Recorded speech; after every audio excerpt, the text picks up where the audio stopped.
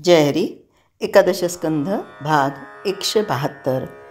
16व्या अध्यायात सुरुवातीला नाथ महाराज सांगतात की ज्याप्रमाणे श्री ज्ञानेश्वर महाराजांनी अर्धी गीता सांगून झाल्यावर 10व्या अध्यायामध्ये मागे काय सांगितलं याचं सिंहावलोकन केलं, त्याचप्रमाणे या अध्यायामध्ये आपण भागवताच्या मध्यावर आलो.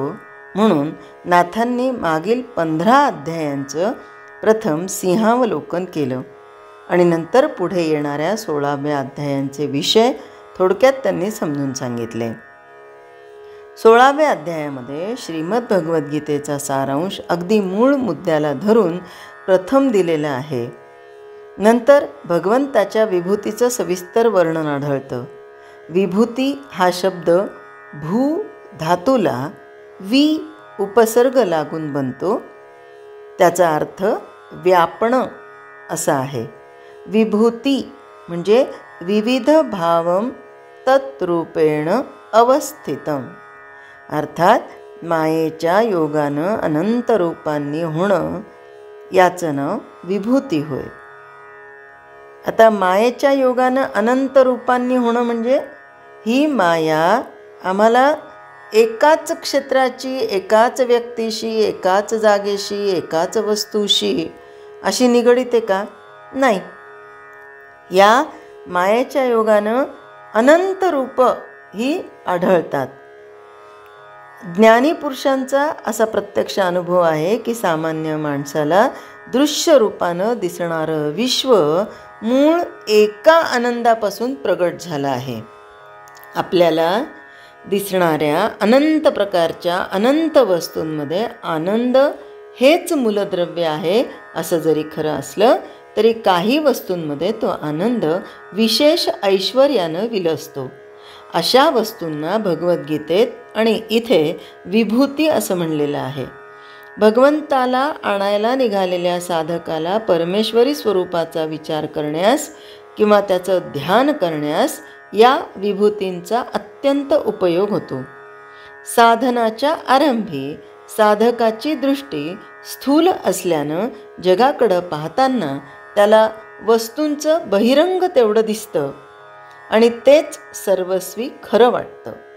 परंतु त्याचं अंतरंग शुद्ध होऊन सूक्ष्म बनू लागलं म्हणजे त्याला जगातील वस्तूंचं अंतरंग आपोआप दिसू लागतं. त्याची दृष्टी अत्यंत सूक्ष्म बनून हृदयातील आत्म्यापर्यंत पोहोचली म्हणजे हे सबंध विश्व आनंदानं भरलेलं अनुभवाला येऊन संपूर्णपणे निर्दोष दिसतं. म्हणजे दोषी कसं ठरवतो आपण प्रत्येक गोष्टीमध्ये? याच्यामुळे असं, त्याच्यामुळे तसं झालं, मी असतो तर असं झालं नसतं. दोष कधी आपण स्वतःकडे घेतो का? नाही. श्रेय, यश, प्रगती आणि जे काही चांगलं असेल ते आपण स्वतःकडे घेतो. पण दोष मात्र आपण जो समोरचा आहे किंवा दुसरा आहे, आपल्यापेक्षा दुसरा आहे, त्याच्यावर आरोपित करतो. नसेलही त्याचा दोष, पण आपली दृष्टी त्याच्याबद्दलची दोषानेच भरलेली असते. पण जेव्हा सगळीकडे एकच आहे, मी म्हणजेच तो आहे, त्याच्या जे परब्रह्म परमात्मा माझ्यामध्ये आहे तोच त्याच्यामध्ये भरलेला आहे हे जेव्हा समजतं तेव्हा संपूर्णपणे हे जग विश्व आनंदाने भरलेलं दिसून निर्दोष दिसतं. आता बघा, जत्रेमध्ये दुकानात मांडलेली साखरेची चित्र लहान मुलांना वेगळेपणानं खरी वाटतात, पण वडील माणसांना त्यांचा आकार भिन्न दिसत असून देखील त्यांच्यातील साखर तेवढी दिसते की नाही.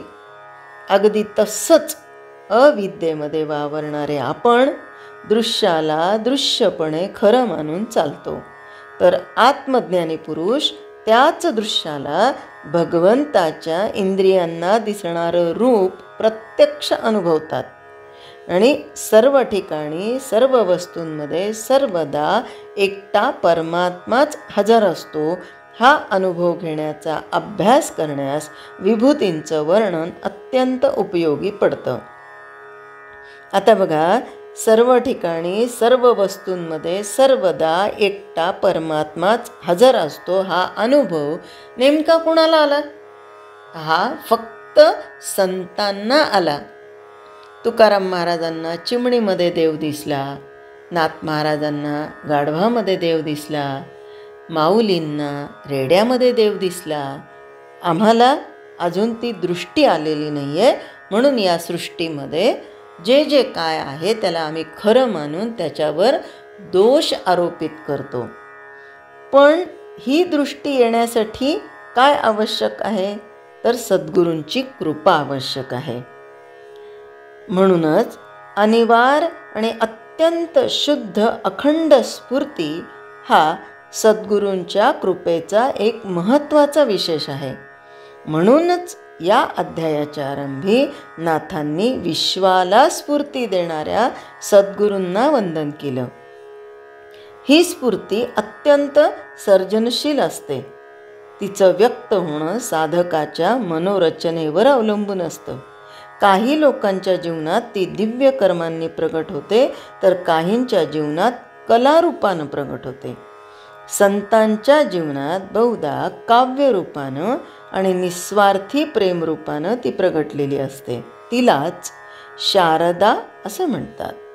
सद्गुरू कृपारूपी शारदेची आपल्यावर पूर्ण कृपा झाली आहे असं नाथ महाराज म्हणतात. आपणही एखादे कीर्तनकार, भागवत कथाकार जेव्हा पाहतो तेव्हा त्यांची ओघवती वाणी असते आणि सगळ्याच ग्रंथांचं ज्ञान त्यांना असतं. ओव्या, श्लोक, अभंग सहजपणे त्यांच्या मुखातनं निघतात. एवढंच नाही तर गाण्याच्या बाबतीत विचार केला, तर त्यांच्या संगीताच्या बाबतीत विचार केला तर कोणत्याही रागात, कोणत्याही तालात, केव्हाही कशाही पद्धतीने ते कोणत्याही पट्टीमध्ये जेव्हा गाऊ शकतात तेव्हा आपण काय म्हणतो? बघा, यांच्यावर सद्गुरूंची कृपा आहे म्हणूनच हे शक्य आहे बरं का. सद्गुरू कृपेशिवाय हे शक्यच नाही. आणि म्हणूनच ओंकार स्वरूप सद्गुरूंच्या श्रीमूर्तीला नाथ महाराज आधी नमस्कार करतात. सद्गुरू हा विश्वाचा आत्मा असल्यानं त्याच्या सत्तेनंच संपूर्ण विश्व स्फुरतं. हे दृश्य विश्व त्याचंच इंद्रियगम्य रूप असल्यानं तो निराकार आणि साकार दोन्ही आहे. सगळीकडे एकपणानं भरून राहिल्यामुळं दुसरेपणाचं मूळ तुटलं आणि म्हणून त्याचा ठाव ठिकाणा कुठे आहे हेच कळत नाही. माणसाची कल्पना, भाषा आणि बुद्धी त्याच्यापर्यंत पोहोचू शकत नाही. तरी पण तो शिष्याच्या तोंडून नवरसानं भरलेलं काव्य वधवतो. आत्ताच आपण म्हणालो की नाही, कीर्तनकार, भागवत कथाकार एकाच वेळी सगळ्या भूमिकांमधून जेव्हा पार पडतात तेव्हा ते स्वतः करत नसतात. म्हणजे हा कीर्तनकार छान आहे, तो भागवतकार छान आहे, नाही नाही नाही, ते करत नसतात. तर सद्गुरू त्यांच्या मुखातून हे वदवून घेत असतो.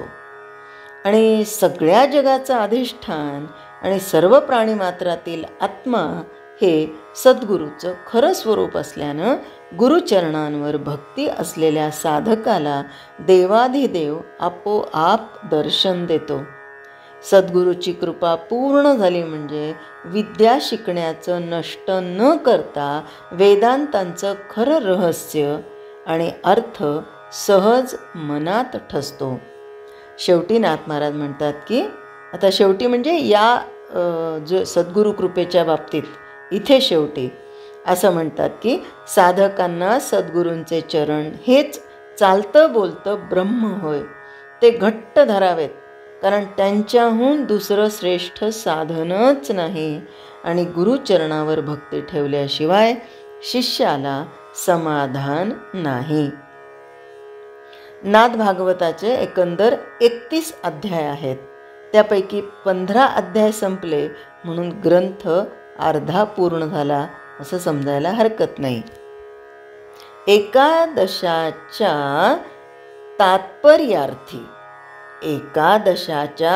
तात्पर्यार्थी संक्षेपे विस्तरे मुक्ती बोलिलेसी अद्यंती परमात्मस्थिती निजबोधे. पहिल्याच अध्यायात प्रस्तावनेमध्ये नाथांनी लिहिलेल्या या ओवीचा भावार्थ असा की या ग्रंथामध्ये आत्मज्ञान झाल्यावर जी ब्रह्मज्ञानाची अवस्था अंगी बाणते तिचं अत्यंत सविस्तर वर्णन केलेलं आढळतं. हा मुख्य मुद्दा लक्षात ठेवून त्यांच्या ग्रंथांची संगती लावणं आवश्यक आहे. जय हरी. स्तोत्र मंत्र संपूर्ण भगवद्गीता, एकनाथी भागवत, भजन, भक्तिगीतं, डोहाळे, पाळणे, उखाणे व महिलांसाठी खास किचन टिप्स हे सर्व पाहण्यासाठी माझ्या यूट्यूब चॅनलला एकदा नक्की सबस्क्राईब करा आणि हो, लाईक व शेअर करायला विसरू नका.